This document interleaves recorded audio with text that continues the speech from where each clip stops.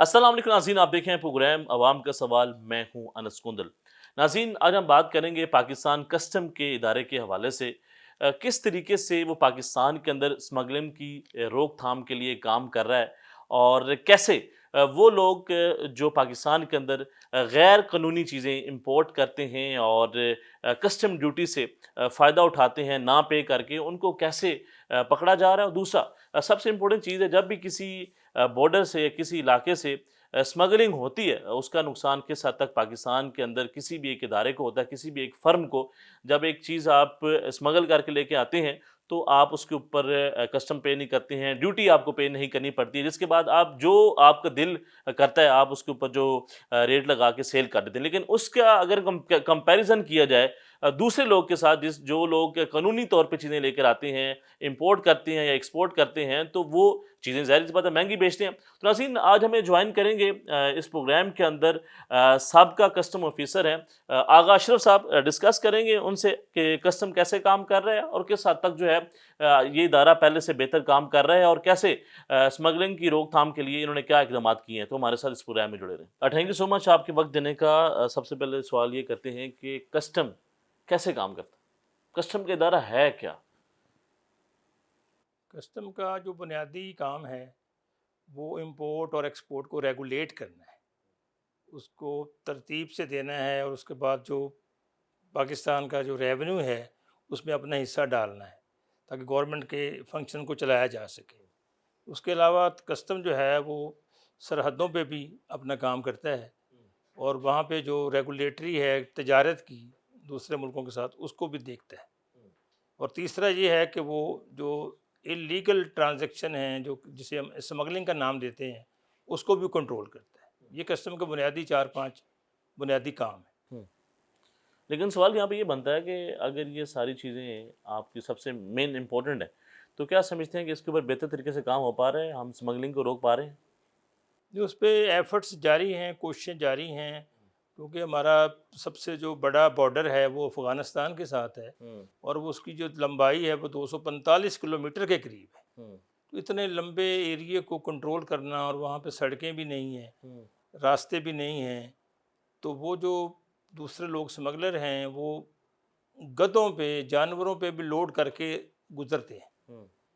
तो कोशिश करी जाती है, नफरी जितनी भी पाकिस्तान के कस्टम के पास मौजूद है वो कंट्रोल करने की कोशिश करती है, लेकिन उसमें यह है कि बहुत सारी जगह हैं जो मतलब रह जाती हैं फिर भी चेकिंग से। मतलब एरिया बहुत बड़ा है, उसको एरिया कवर करना बड़ा मुश्किल हो चुका है। बहुत मुश्किल है, क्योंकि इतनी लंबी सरहद जो है वो मुश्किल है। उस पर कोशिश भी की जाएगी कि कई दफ़ा उस पर खारदार तार लगाई जाए, लेकिन वो लग नहीं सकी, उस पर पूरे एरिया कंट्रोल नहीं किया जा सका। ठीक है। उसमें लीकेज बहुत ज़्यादा है। कुछ ऐसे रूट्स हैं जो बड़े ही मुश्किल हैं, जिनमें आपको पता है ना कि गाड़ियों के बजाय जानवरों के जरिए वहाँ स्मगलिंग होती है। अच्छा, अगर ये पाकिस्तान के अंदर कोई चीज़ आ गई है स्मगल होके, यहाँ पे एक बहुत बड़ा सवाल है जो हर कोई करना चाहता है कि चलें बॉर्डर से किसी तरीके से हम यहाँ पहुँच गए, तो फिर आगे किस तरह वो क्लियरेंस कैसे हो जाती है, या फिर वो किसी शहर में कैसे पहुँच जाती है? उसके लिए जो स्मगलिंग के रूट हैं उन पे कस्टम की चेक पोस्ट कायम है। कायम है। हाँ, तो उसके वहाँ पे अलावा रोकथाम नहीं होती? उसके अलावा पुलिस की चेक पोस्टें भी हर ज़िले की तकरीबन आलमोस्ट होती हैं, लेकिन 24 घंटे में उन पर निगरानी करना, इतना स्टाफ तैनात करना बहुत मुश्किल है।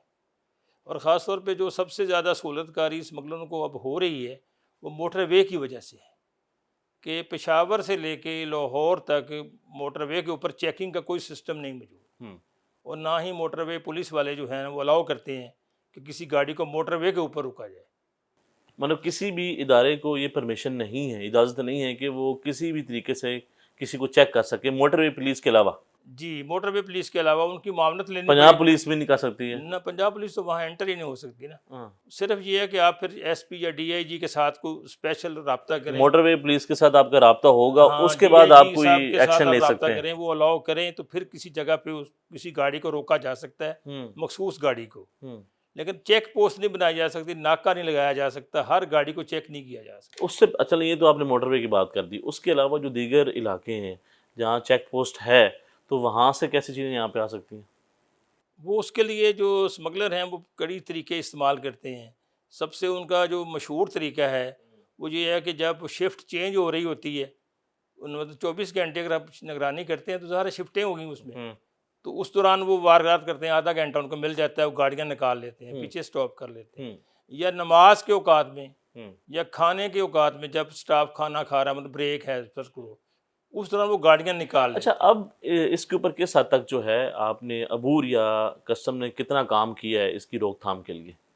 اس کے لیے سب سے پہلے تو یہ ہے کہ ہم نے جو مین بارڈر ہے نا، طورخم بارڈر ٹھیک ہے۔ یا چمن کا جو بارڈر ہے بلوچستان میں، جو نیٹ ورک ہے ہوں وہ کہ 2 ہی جگہ سے زیادہ انٹری ہے اسمگلنگ کی، ہوں ایک تو طورخم بارڈر سے ہے، یعنی کہ پشاور کے روٹ سے، درہ خیبر سے، اور دوسری کوئٹہ کے راستے سے جو آتا ہے، جو سرحد ہماری ملتی ہے تفتان بارڈر کی، ہوں تو ان کو تو ہم نے ٹوٹل اب سیل کر رکھا اس وقت، پچھلے 2 مہینوں سے مکمل طور پر بند ہے؟ اس وقت سیل ہے، لیکن اس سے پہلے وہاں پہ جو لوکل لوگ ہیں وہ مختلف سہولت کاروں کے ذریعے وہ گزر جاتے ہیں، ہوں مطلب افغانستان کے جو لوگ ہیں ان کو ڈیول اچھا، نیشنل، یہ جو بارڈر کلوز ہیں، یہ تو پاکستان اور افغانستان کے ساتھ جو معاملات چل رہے ہیں اس کی جی وجہ سے کلوز ہے نا؟ اس کی وجہ سے کنٹرول، آپ کی ڈائریکشن سے تو کلوز نہیں ہے میرے خیال سے۔ نہیں کسٹم کی ڈائریکشن اس میں نہیں ہے، لیکن ہم نے امان کی وجہ سے ہی ہے کہ دہشت گردی کی وجہ سے، ہوں تو اس سے اسمگلروں کو بھی ظاہر رکاوٹ ہے، کیونکہ جب گزر ہی کوئی نہیں سکتا، ہوں تو جو گاڑیاں وہ لے کے آتے تھے تجارت کے رات کے نام پہ یا کسی اور راستے سے، ہوں یا کیوٹیز میں بہت ساری چیزیں ایسی ہیں کہ افغانستان سے بہت زیادہ فروٹ پاکستان میں آتا ہے، بالکل آتا۔ جس میں انار بھی ہیں، انگور بھی ہیں، اور بے شمار چیزیں پاکستان ہیں۔ سے گندم جاتی ہے، جی آٹا بالکل، جاتا ہے۔ پاکستان تو خیر بہت جاتا ہے نا، لیکن آنے کے کو ایسا کرتے ہیں کہ ٹرکوں کے نیچے ہوں 10% ایریا انہوں نے کور کیا ہوتا ہے ہڈن، جس میں کیوٹیز ہوتی ہیں، خانے خفیہ بنائے ہوتے ہیں، ٹھیک ہے۔ ان کے وہ چیزیں اس میں کرتے ہیں، اس کے اوپر وہ لوڈ کر لیتے ہیں 500 کریٹ انار، ہوں انگور، اب سب کو ان لوڈ کرنا اور نیچے پہنچنا بہت مشکل ہو جاتا ہے، ہوں اور سرحدوں پہ ایسا ٹائم بھی نہیں ہوتا اتنا کہ وقت کے آپ لیبر لے کے رکھیں ہر وقت، اس بات کا وہ فائدہ اٹھاتے ہیں ہوں کہ ان کی آڑ میں بھی وہ چیزیں لے آتے ہیں، ہوں اور ذرا آٹو پارٹس مہنگی چیزیں جو ہے نا وہ اچھا، اگر ہم افغانستان کی بات کریں، سب سے زیادہ جو چیز یہاں پہ اسمگل ہو کے آتی ہے وہ کیا ہے؟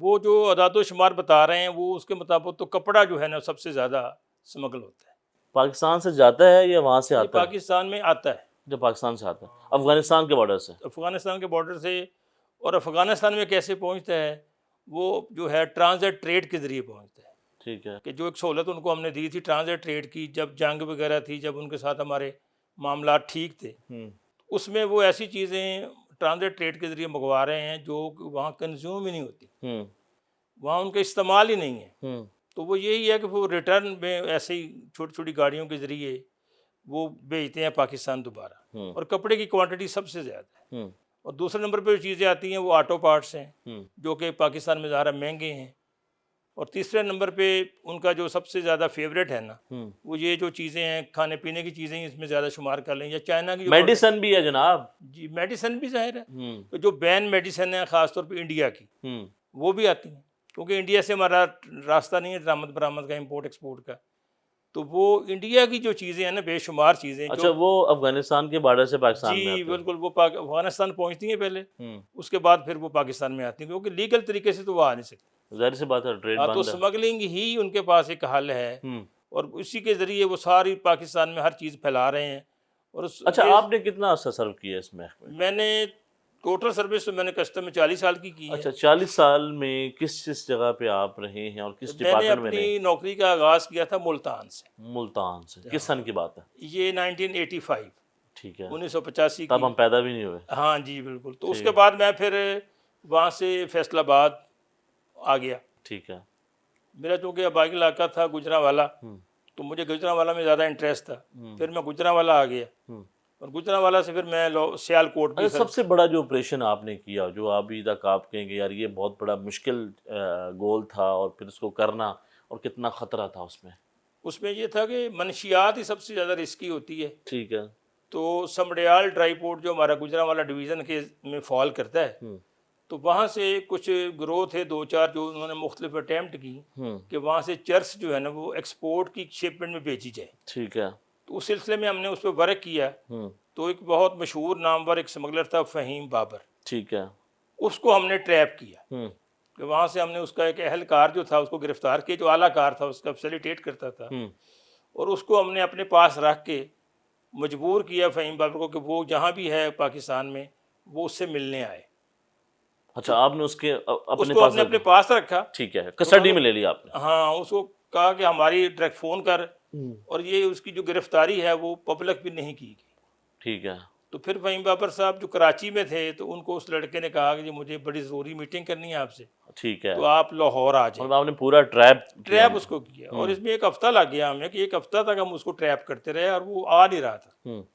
پھر اس کے بعد جب وہ اس نے مجبور کیا تو اس نے کہا میں لاہور نہیں آتا, میں اسلام آباد آ جاتا. ٹھیک ہے. اس نے کہا ٹھیک ہے, میں فلاں ہوٹل میں ٹھہر گیا ہوں, میں نے کمرہ بھی آپ کے لیے بک کرا لیا, تو آپ آ جائیں. ٹھیک ہے. پھر فہیم بابر صاحب وہاں پہنچے. آپ اس آپریشن کو لیڈ کر رہے تھے؟ جی بالکل لیڈ کر رہے تھے, ٹیم تھی نا پوری, میں پوری اکیلا تو ٹیم نہیں کر سکتا. پوری ٹیم وہ میرے ساتھ پورا اسکواڈ تھا, جس کے پاس جو ہمارے بابردی لوگ اس مطلب اسلحے کے ساتھ ہوتے ہیں, کوئی خطرہ بھی ہوتا ہے کہ آگے سے فائرنگ بھی ہو جائے. بہرحال جب ہم نے وہ رات کو آپریشن کیا 12 بجے کے بعد, تو وہ اپنے بیڈ روم میں سو رہے تھے مصروف. تو ہم نے ان کو چپ کر کے روم سروس کی آڑ میں کہ نوک کیا دروازہ, اور انہوں نے کہا جی کیا, ان کا روم سروس ہے. انہوں نے کہا ٹھیک ہے آ جاؤ. پھر ہم اندر گئے کمانڈو کے ساتھ, اور اس کو وہاں سے اٹھا لیا, اور کوئی مزاحمت کے بغیر اس کو آرام سے ہم نے اٹھا لیا, کیونکہ اس کے توقعات میں بھی نہیں تھا کہ یہ کوئی ایشو. اس نے سوچا بھی نہیں تھا کہ مجھے اس طریقے سے بلایا جا رہا ہے اور پھر مجھے گرفتار کر لیا جائے گا. پھر جب ہم نے اس کو انٹیروگیٹ کیا گرفتار کرنے کے بعد, تو اس نے بتایا کہ 3000 ٹن کی ایک شپمنٹ ہے چرس کی, کہ جو بالکل تیار پڑی ہے. کتنے ٹن؟ 3000 ٹن. 3000 ٹن. ہاں, ایک پورا کنٹینر 40 فٹ کا, وہ بالکل تیار پڑی ہے, اور وہ فیصل آباد ڈرائی پورٹ سے وہ شپ ہونی ہے, جانی ہے وہاں سے. تو پھر ہم نے اس کو وہ جہاں جا کے جہاں اس نے کھڑی کی تھی, ایک پرانی ٹیکسٹائل آئل مل تھی کوئی, وہ بند پڑی تھی, اس کے اندر وہ کنٹینر کھڑا تھا. وہ ہم نے ریکور کیا, اور یہ سب سے بڑی ریکوری تھی اس زمانے کی تاریخ کی, کہ لوکل پیمانے پہ آپ اتنا بڑا ایک ٹارگٹ حاصل کر لیں. تو وہ بہت زیادہ, میں اس پہ تھوڑی تردید کروں, 300 ٹن تھی, 1000 نہیں 100. 300 ٹن, 3000 نہیں, 3000.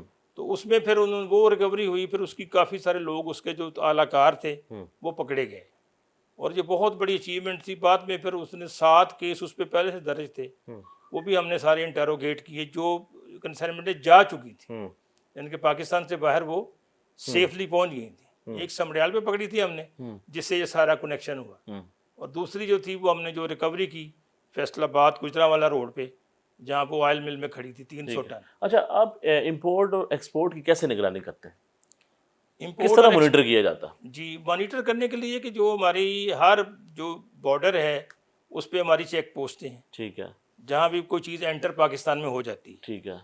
اس کے بعد جو ہمارے ڈرائی پورٹس ہیں یا ایئرپورٹس ہیں, ان پہ بھی ساری سہولت ہے کہ لوگ لیگلی جو امپورٹ کرنے والے ہیں وہ وہی روٹ استعمال کرتے ہیں جو ڈرائی پورٹ کا اور ایئرپورٹ کا ہے. وہاں پہ کنسائنمنٹیں آتی ہیں, وہ اپنے ڈاکومنٹس امپورٹر فائل کرتے ہیں, پھر اس سارے سامان کا کسٹم آفیسر معائنہ کرتے ہیں.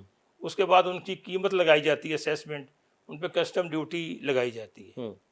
وہ پھر اس کے بعد وہ پیمنٹ ہوتی ہے, پھر مال وہاں سے کلیئر ہوتا ہے. اسی طرح ایکسپورٹ پہ بھی ہے. ایکسپورٹ پہ ٹیکس تو کوئی نہیں ہے گورنمنٹ کا, بلکہ گورنمنٹ ان کو پروموٹ کرتی ہے. جی ناظرین, گفتگو کا سلسلہ جاری ہے, یہاں پہ ایک چھوٹی سی بریک ہے, بریک کے بعد ملتے ہیں.